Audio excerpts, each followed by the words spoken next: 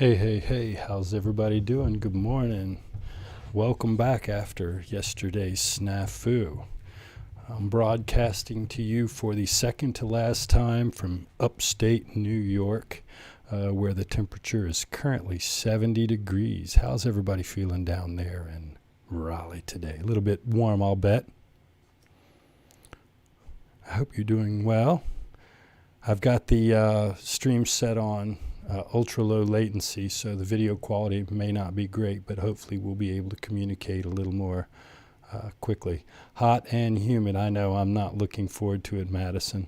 I'm supposed to be umpiring a baseball tournament this weekend, so I'm going to be spending about 20 hours in the sun on Saturday. So I'll be paying my dues back for enjoying all this nice, comfy North New York weather. Okay. Looks like we might not be, looks like the broadcast might be a little bit jumpy. I do apologize for that. Is the broadcast kind of jumpy right now?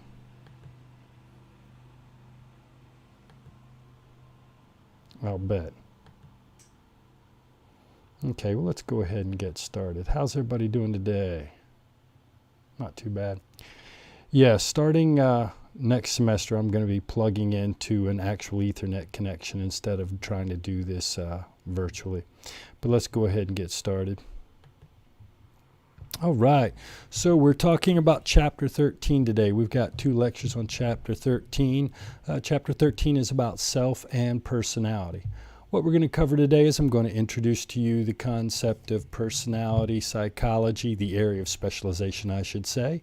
And then we're going to talk about some approaches to personality, namely the psychodynamic approach, the humanist approach that we've hinted at in Chapter 9, and then we're going to talk about the social cognitive approach, which grew out of behaviorism, Chapter 6.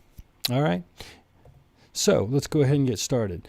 Now, the weird thing is personality and self are kind of the same thing, but there's a little distinction. They put them together in this chapter because personality and self are kind of the same thing, but they are a little bit different. So I want to introduce you to 2 terms.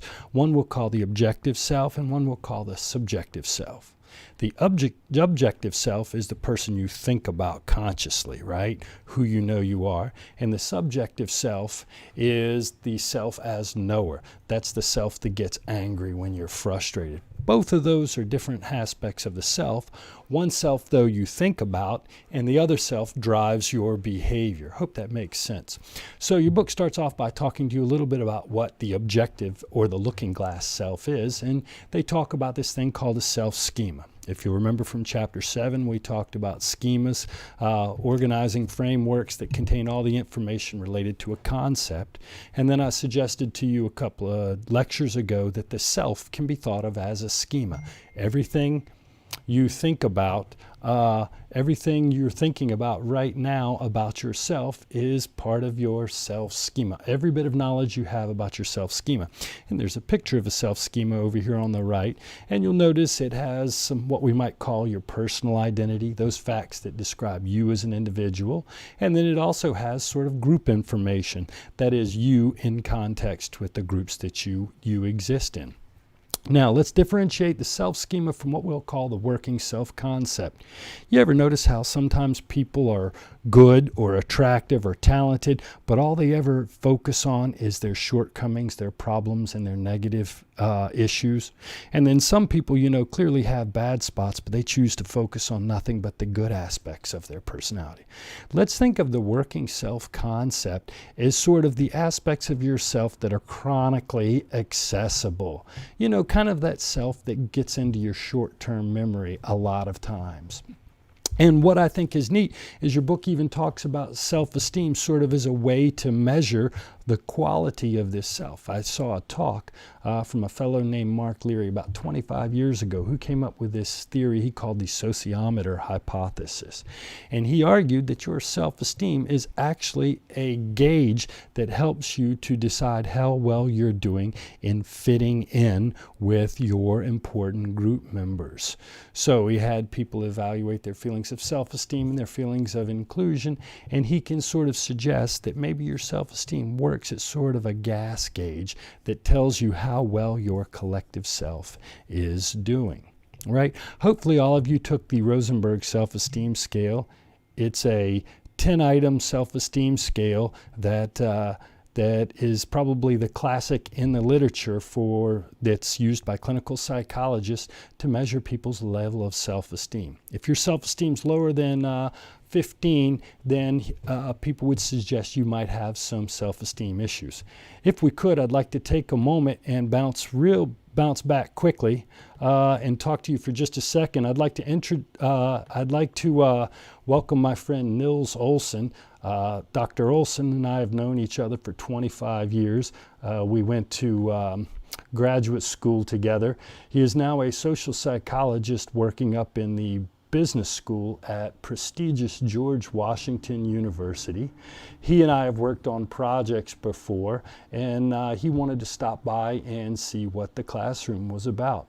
So I'd like to say hello, Nils. Dr. Olson, it is really good to see you. Welcome to class. You know, Nils has the most amazing voice you've ever heard. He does a lot of professional voiceover video, and he's even done some voiceovers for a movie that's been recently produced. But I had him create a little introductory bumper for me yesterday, and I'd like to share that with the class. Take a look at this and tell me what you think. Welcome to the Neuromatrix. Nils has got this sweet Barry White voice, man, it makes me so jealous. So I just wanted to say, Nils, welcome to class. We're going to go ahead and get back to the lecture, but I just wanted to stop and say hello to this gentleman who I haven't seen in a while. So let's get back to the lecture. I apologize for that, class. Thank you for letting me segue into another something unrelated. All right, so your book is going to have a chart here. Table 13.1 gives you the basic approaches to psychology. We're going to cover the first 3 today, and really you can think of the study of psychology as falling into 2 broad categories. The study of how personality is formed, and also there are a group of people who are interested in measuring the important aspects of personality. Today we're going to be focusing on how personality is formed, and most of these theories come from a clinical setting. That is, these personality theories have been developed within the context of treating people who are having psychological problems. So I'm not going to focus on this chart, I just want to direct your attention to it. And so I'm going to go over and talk about the psychodynamic, the humanistic, and the social cognitive approaches. All right. So the first and oldest approach is a psychodynamic approach pioneered by a fellow named Sigmund Freud. He's actually the first psychology rock star, and he wrote his book in 1900, I think it was published. It was called The Interpretation of Dreams. And his approach to psychology represents the oldest of the 3 major approaches we've talked about. You know, we talked about the cognitive approach, and we've talked about the behavioral approach. Well, Sigmund Freud's psychodynamic approach predates both of those. I see Erica's just showed up. Thank you for making it, Erica. Sorry about your day. I know it's been a little tough. Eric and I texted earlier, so she was having some difficulties getting here. Now, the original focus of his theory was within the context of treating neurotic female patients in Vienna, Austria during the late 1890s. And he began to believe that personality comes from the conflict between our instinctual needs, like sex, and the rules of society that tell us when and where we can engage in these kinds of instinctual desires. Now, for Sigmund Freud, it was all about sex and later violence. But he thought that we had this instinctual desire that drove us, and that this shaped our entire personality. And for Freud, everything you do, everything you think, everything you feel is somehow attached to this sexual instinct that's in your body and becomes manifested in your mind as a wish. Right? Now, his goal was to remove these intrapsychic conflicts that people had in their brain that were created by this conflict between their sexual desires and the guilt caused by the rules of society. And his mantra was, wherever id was, ego shall be. So basically, he wanted to take these feelings that you weren't aware of, bring them up, make you deal with them, and then he believed the power of these intrapsychic knots would go away. Now, he imagined that you could think of he imagined personality as having three characteristics. He argued that we're all born with a set of instinctual desires. Doesn't that make sense? That's so biological. All animals have an instinctual desire for sex. Otherwise, species would die out, right? And so he argues that this forms the first part of our personality he called the id, which was German for the word it. And he said it was filled with nothing but libido, which is the desire for pleasure whenever and wherever. And he argued that it followed this thing called the pleasure principle. It didn't care when or what it had to do to get gratified. It just wanted gratification. But he argued over the first 4 or 5 years of your life, you have to learn how to control that desire, and you do so mainly by being made ashamed of the things you desire and the things you want. And so he argued that we had this weird psychosexual event when we were 5 or 6 years old, where we became attracted to our opposite sex parent, and we were made to feel really bad about that. And he argued that this Oedipal complex event helped this part of our personality called the superego develop. And you can think of this as your conscience. Anytime you feel bad for something that you're thinking about doing, wanting to do, or did, it's probably your superego driving that.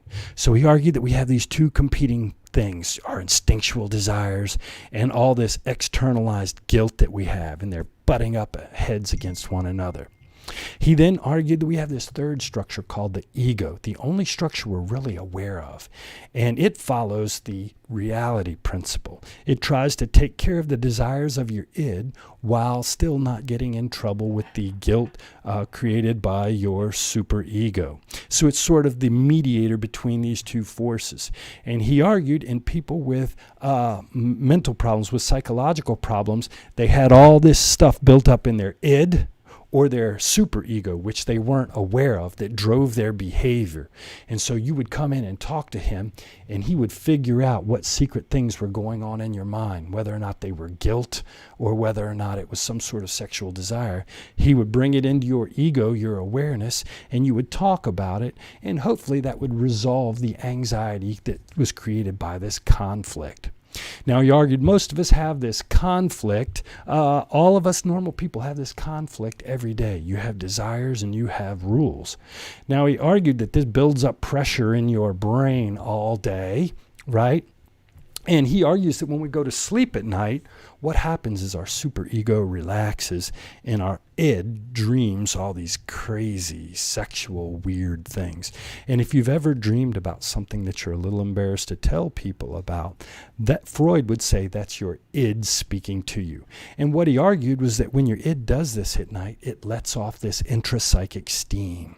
But you know what? Some people are so repressed or have so much energy that it builds up and they can't just dream it off at night. And he argued that this creates intrapsychic anxiety, which leads us to engage in what he called defense mechanisms, which is hiding ourselves from the anxiety by creating other reasons. All right. I don't know if you've ever heard of anybody being accused of being defensive, but that's, in a sense, what they're doing is referencing an old Freudian theory. And if you think about it, tons of people lie to themselves and create these fictions that they expect us to believe.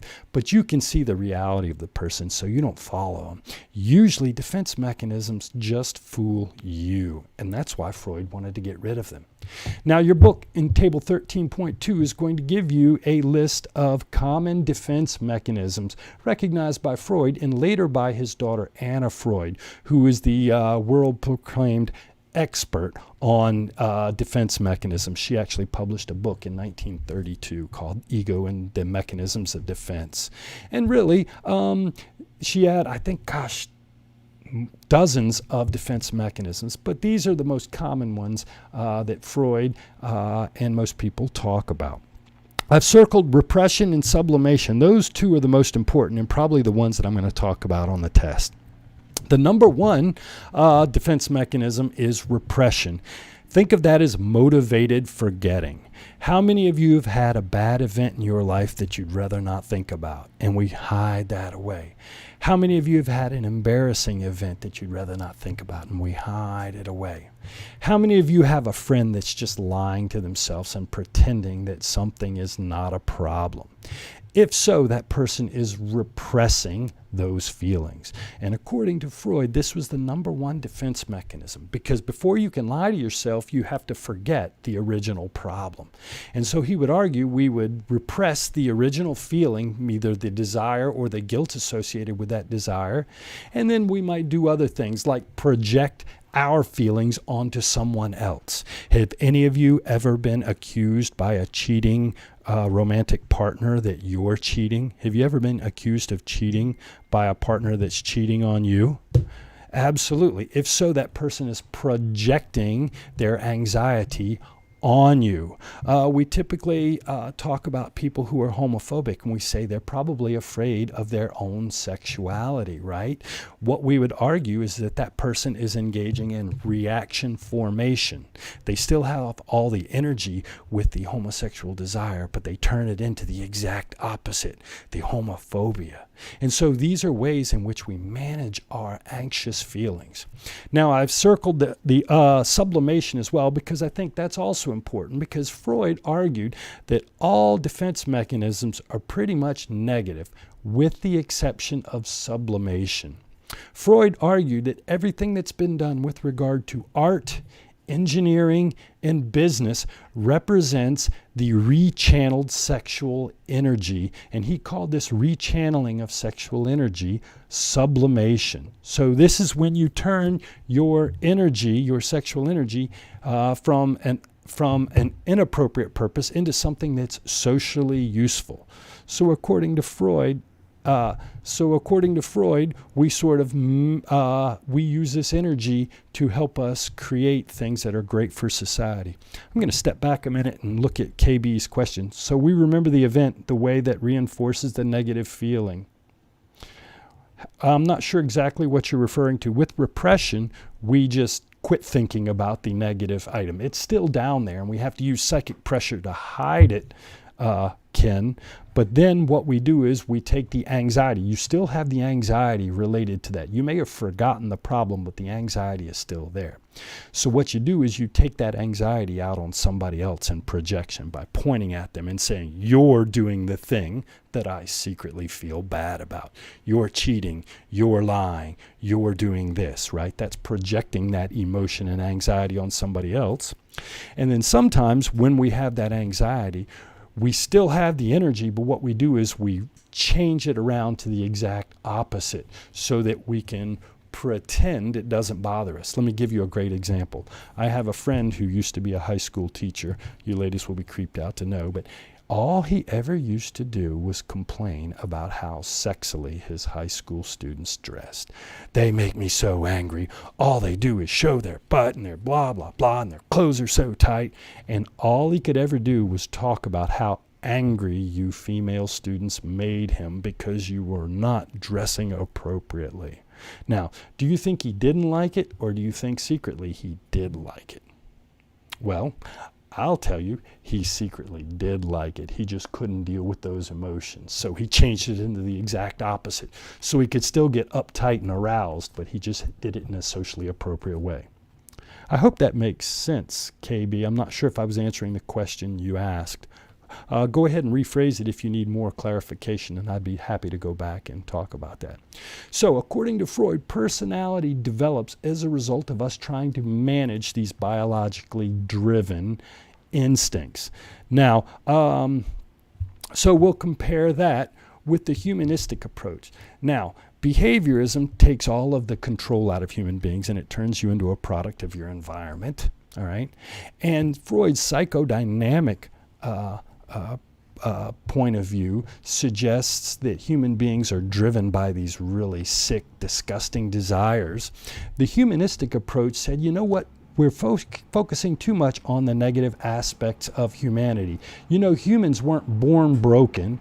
Humans were born with inherent qualities towards good. And so Carl Rogers and the humanistic approach developed. And Carl Rogers was sort of the progenitor of what's called the person-centered approach to psychology. Now, just like Freud, Carl Rogers developed his theory in the context of the clinical setting. So he was treating patients who were having problems, and he treated them and began to develop a theory of how these personality problems developed. Now, unlike Freud, who said we're primarily bad, Carl Rogers would have been the exact opposite and said, you know what, humans are naturally predisposed towards turning out right. And he said, you know, if you think about it, all organisms have this actualizing tendency. Acorns naturally grow into oak trees, right?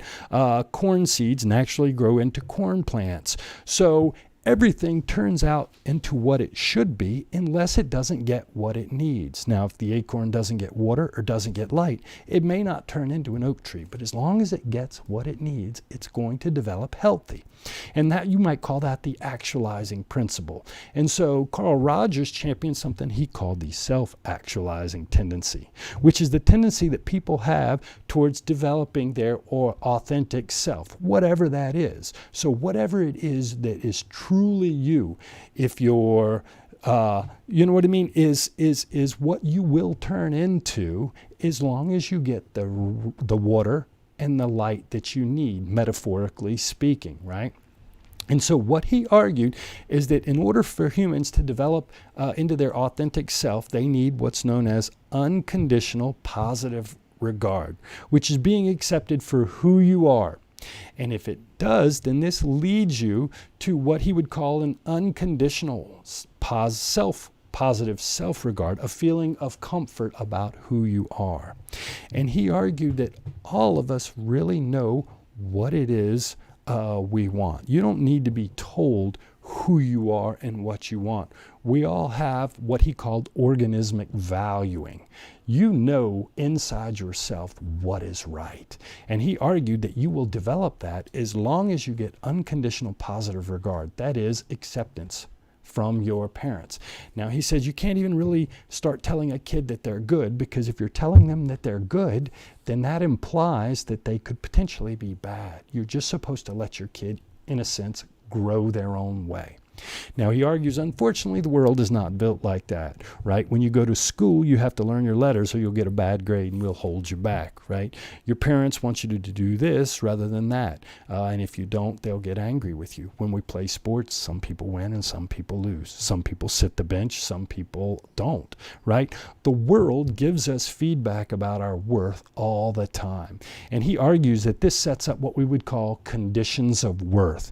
That is, people begin to realize that the world is only going to value you if you look one way, one particular way. And he argues that this causes us to create this thing called an ideal self, which begins to become different than who we actually are. Now, think about this without going back to chapter 10, sexuality, or any political beliefs. Some people grow up and they feel that their sexuality maybe doesn't fit in with the typical mold of what sexuality is supposed to be in our society. And these people have to hide aspects of who they are in order to be accepted. If people know I'm effeminate, they won't do this or they won't do that. If people think I identify as a different way, they might not accept me. And you know what? That's the way the world works, unfortunately. And these people begin to create two selves. One they show the world and one they keep to themselves. And if these two selves become too incongruent, we begin to develop anxiety and neurotic problems, according to Carl Rogers. And so he argued that really what needs to happen to fix people who have personality problems, or for people to develop healthy relationships, is we need to be valued for who we are. Please, not pedophiles. Are they included? Wow. Wow. That is a very challenging question. And you know, that goes to the root of the theory. Wow. That's a very good question. So that potentially pokes a hole in the humanistic approach. What does happens when your valuing doesn't square with the basic demands of society?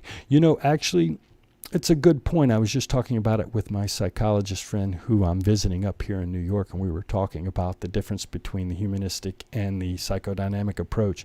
The problem with, unfortunately, is that that kids do need to be, in a sense, shaped to a certain amount to learn right from wrong. And the question is, at what point do we set these sort of societal level expectations? Good point, Erica. I'm going to have to sit down and write a paper for you about that. Okay, now let's talk about the third approach because I'm running out of time here. And that's represented by Albert Bandura and reciprocal determinism. And I'm missing a stinking quote mark up there at the top. And this is what's known as the social cognitive approach. Now, I don't know if any of you have ever been to therapy before or had a psychologist or met with a psychologist or ever heard the term cognitive behavior therapy. But it is the rage now in clinical psychology. Most psychologists will use some form of cognitive behavioral therapy if you go visit them for an extended period of time. And cognitive behavioral therapy is actually built on the foundation of the social cognitive approach championed by Albert Bandura. Now, his approach grew out of the limitations of the behavioral approach. So behaviors can explain why we find some things reinforcing and why we find some things punishing, but the world is more complex than a Skinner box, right?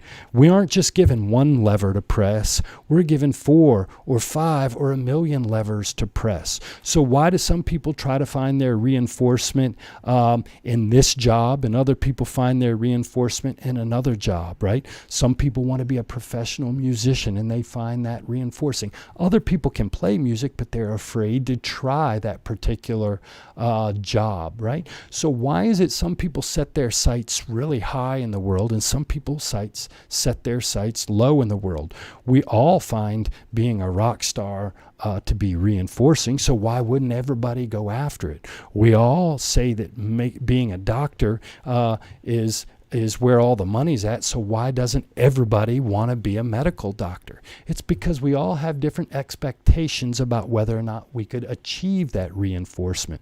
So you can think of the social cognitive approach as asking the question, why would the rat choose one lever over the other? Why would you choose nursing school when you could go to med school? Why would you choose design school when you could go to engineering school? Right? And so what Albert Bandura supported was this idea of reciprocal determinism. And he argued that not only is the animal reinforced, but they develop beliefs about their ability to achieve reinforcements in that particular area later. So the outcomes of learning affect our self-beliefs, and then our self-beliefs causes us to choose one environment over the other, which then leads us to get reinforcements or punishments, which causes us to change our environment one way or the other. And so there's sort of this feedback loop between our personality and our outcomes. Our outcomes shape our personality, which then changes our environment, which then shapes our outcomes, which then changes our environment. So reciprocal determinism says not only is the animal reinforced, but they develop expectations about their ability to be reinforced. You're going to find this social cognitive approach with being used to treat people who have anxiety disorders, and you'll actually find this in sports psychology as well, because the idea is that sports psychologists as well as clinical psychologists want to build people's feelings of self-efficacy. Self-efficacy is your belief in your ability to engage in a course of behavior to achieve an outcome. I can go to school, pass 40 classes, and get my Bachelor of Arts degree. When I decided to go to graduate school, I said, you know what, I can take 20 classes and write a 150-page paper to be called a Dr. Roddenberry. I had a belief that I could do that.